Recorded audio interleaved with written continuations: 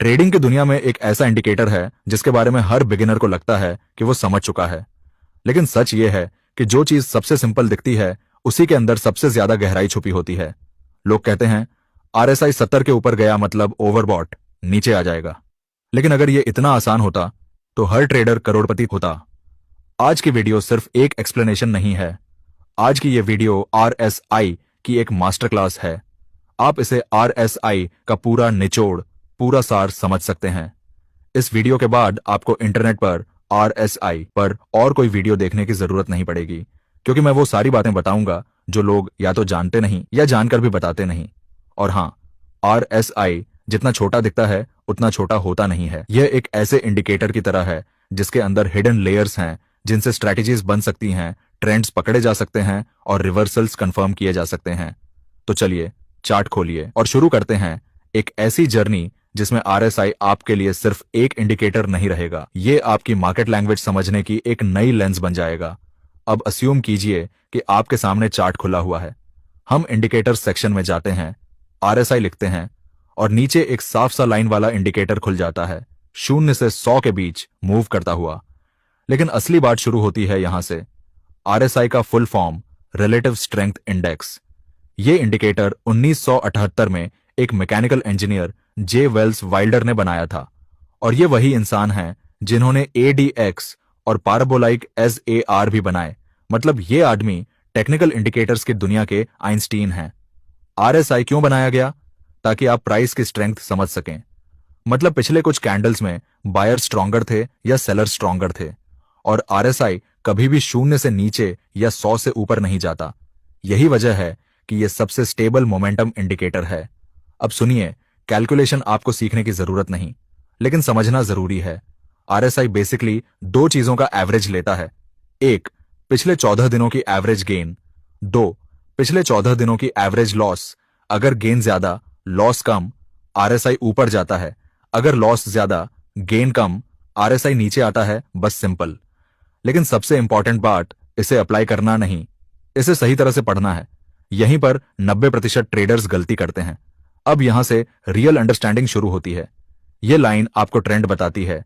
RSI 50 के ऊपर momentum bullish, 50 के नीचे मोमेंटम बेरिश, 50 के आसपास मोमेंटम न्यूट्रल आरएसआई, 50 के नीचे मोमेंटम बेयरिश। मतलब अगर प्राइस साइडवेज भी चल रहा हो, लेकिन आरएसआई 50 के ऊपर है, बायर्स स्ट्रॉन्गर हैं। और अगर आरएसआई 50 के नीचे है, सेलर स्ट्रॉन्गर हैं।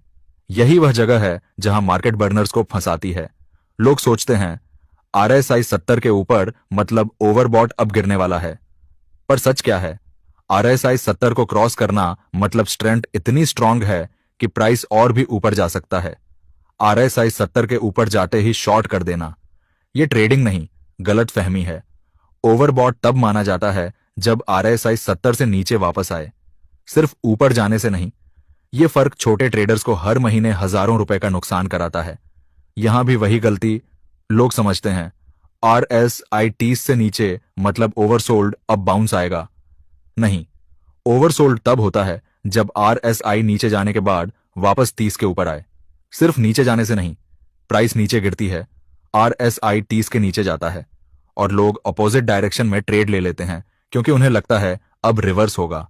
पर ट्रूथ यह है कि आरएसआई 30 के नीचे जाते ही स्टॉक और भी तेजी से गिर सकता है। अब आते हैं आरएसआई के उस हिस्से पर जहां ज्यादातर ट्रेडर्स सबसे ज्यादा लॉस खाते हैं, क्योंकि उनको डाइवर्जेंस का असली मीनिंग समझ में नहीं आता।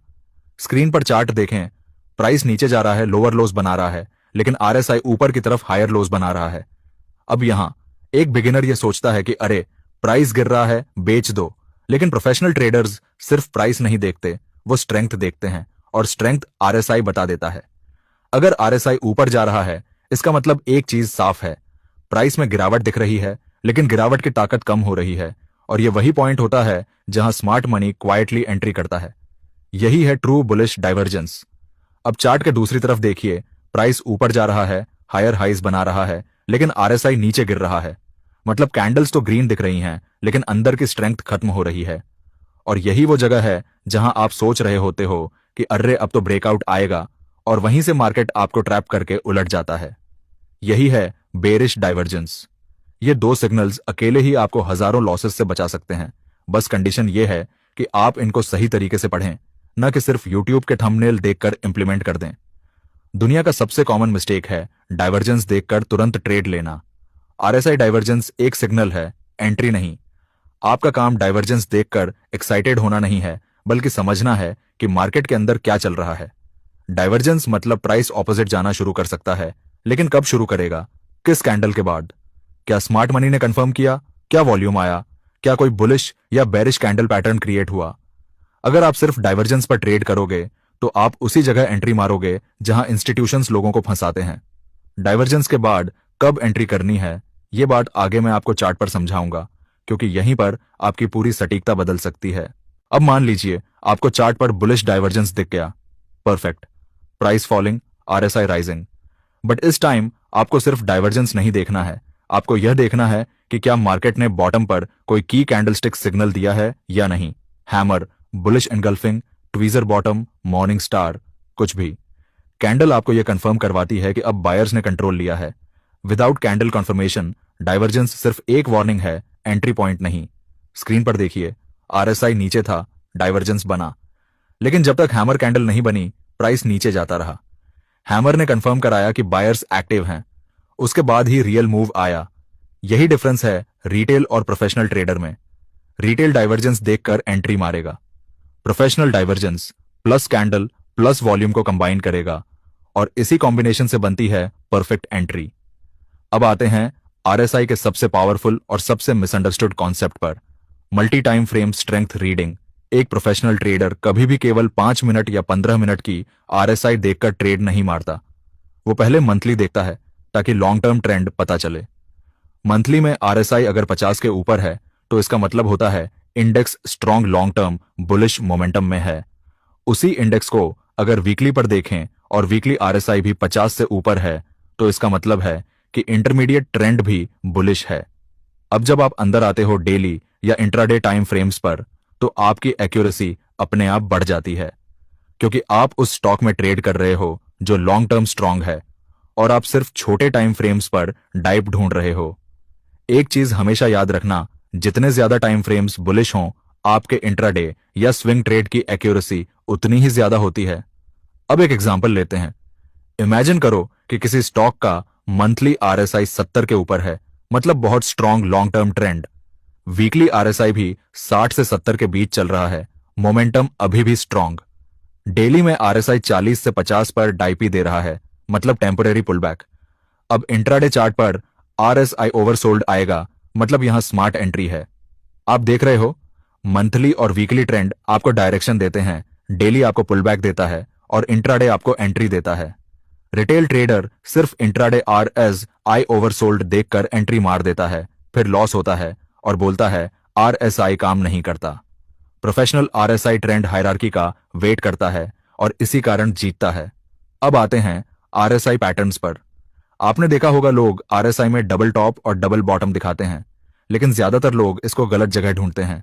आरएसआई में डबल बॉटम तभी मीनिंगफुल है जब आरएसआई 30 के नीचे गया हो, ओवरसोल्ड जोन में। ओवरबॉट जोन के आसपास डबल टॉप पावरफुल छोड़कर नहीं है जब तक आरएसआई 70 के ऊपर ना हो। अब एग्जाम्पल देखते हैं। स्क्रीन पर चार्ट पर आरएसआई 30 के नीचे गया, एक बॉटम बनी, प्राइस ने थोड़ा बाउंस लिया, फिर आरएसआई ने सेकंड बॉटम बनाया। इसके बाद जैसे ही आरएसआई वापस 30 के ऊपर आया, प्राइस ने एक स्ट्रांग रैली दी। यह पैटर्न तब बहुत पावरफुल होता है जब इसे कैंडलस्टिक कॉन्फर्मेशन मिले। अगर एक हैमर या बुलिश एनगल्फिंग 60 में है, एक्यूरेसी और बढ़ जाती है। डबल टॉप भी इसी तरह काम करता है, लेकिन ओवरबॉट जोन में। आरएसआई 70 के ऊपर गया, एक टॉप बना, फिर सेकंड टॉप बना, और जैसे ही आरएसआई वापस 70 के नीचे आया, स्ट्रांग फॉल आया। रिटेल इसको सिर्फ शेप देखकर ट्रेड करता है। प्रोफेशनल्स वेट करते हैं कि आरएसआई अपनी सीमा को वापस क्रॉस करे, तभी ट्रेंड रिवर्सल कंफर्म होता है। यह पॉइंट बहुत जरूरी है।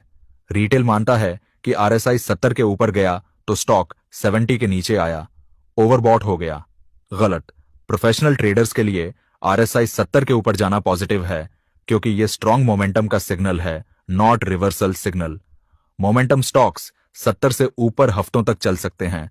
स्ट्रांग ट्रेंड्स में आरएसआई 80 से 85 तक जा सकता है। ओवरसोल्ड की भी यही कहानी है। आरएसआई 30 के नीचे जाना मतलब स्टॉक बहुत वीक है। इसका मतलब यह नहीं कि तुरंत रिवर्सल आएगा। स्ट्रॉन्ग डाउन ट्रेंड्स में आरएसआई 10 से 15 तक जा सकता है। ओवरसोल्ड मतलब वीकनेस है, रिवर्सल नहीं। रिवर्सल तब होता है जब आरएसआई वापस सीमा क्रॉस करे, मतलब 30 के ऊपर या 70 के नीचे आए। रिटेल एंट्री करता है जब आरएसआई सीमा ब्रेक करता है। प्रोफेशनल एंट्री करता है जब आरएसआई सीमा में वापस क्रॉस करता है। डिफरेंस यही है। अब बात करते हैं रियल ट्रेडिंग स्ट्रैटेजी की, वो स्ट्रैटेजी जो 90% लोग गलत बनाते हैं और प्रोफेशनल ट्रेडर्स सही बनाते हैं। Step on. सबसे पहले हायर टाइम फ्रेम ट्रेंड देखो। मंथली और वीकली आरएसआई 50 के ऊपर होना चाहिए एक स्ट्रॉन्ग बुलिश इंडेक्स के लिए। स्टेप 2, डेली चार्ट पर पुल बैक ढूंढो। आरएसआई आइडियली 40 से 45 के आसपास आना चाहिए। स्टेप 3, इंट्राडे जैसे 15 मिनट या 5 मिनट चार्ट पर आरएसआई ओवरसोल्ड आए और डाइवर्जेंस दिखे। स्टेप 4, कैंडल कंफर्मेशन वेट करो, हैमर या बुलिश एनगल्फिंग हो तो परफेक्ट। स्टेप 5, वॉल्यूम देखो, ब्रेकआउट वॉल्यूम स्ट्रांग होना चाहिए। स्टेप 6, एंट्री तभी करो जब आरएसआई नीचे से 30 के ऊपर जाए। बिना इस पावरफुल स्टेप के एंट्री मत लेना। इस ब्लूप्रिंट को फॉलो करोगे तो आरएसआई अकेले नहीं, एक कंप्लीट स्ट्रैटेजी बन जाएगा। अब आते हैं उन गलतियों पर जो ऑलमोस्ट हर ट्रेडर करता है। मिस्टेक 1, सिर्फ आरएसआई देखना, चार्ट कंटेक्स्ट इग्नोर करना। मिस्टेक 2, आरएसआई ओवरसोल्ड आते ही बाय करना। मिस्टेक 3, डाइवर्जेंस देखते ही एंट्री मार देना। मिस्टेक 4, ट्रेंड के खिलाफ ट्रेड करना। मिस्टेक 5, आरएसआई को लोअर टाइम फ्रेम्स पर ओवर ट्रस्ट करना।